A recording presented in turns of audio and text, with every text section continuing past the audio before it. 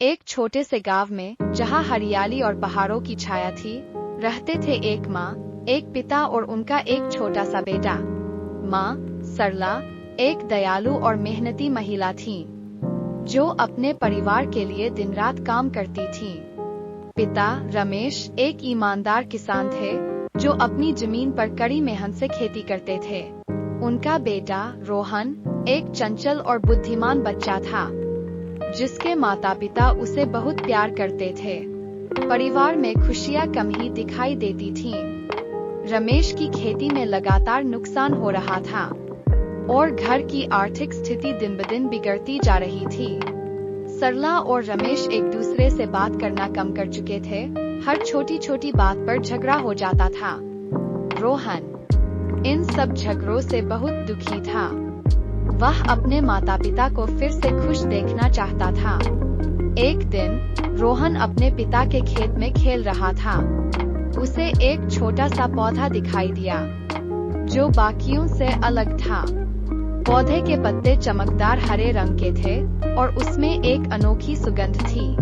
रोहन ने पौधे को अपने हाथों से सावधानी पूर्वक उठाया और उसे घर ले आया। घर पर आकर रोहन ने पौधे को एक छोटे से गमले में लगा दिया और उसकी देखभाल करने लगा।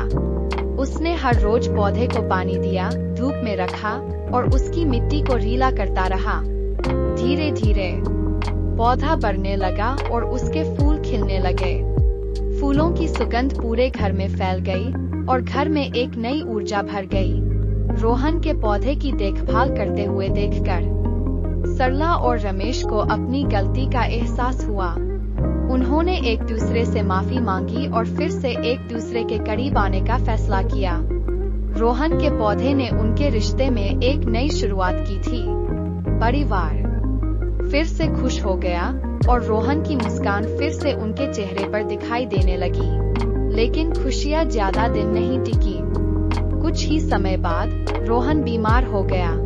उसकी तबीयत दिन ब दिन बिगड़ती गई और डॉक्टरों ने उसे बचाने की पूरी कोशिश की, लेकिन नाकाम रहे।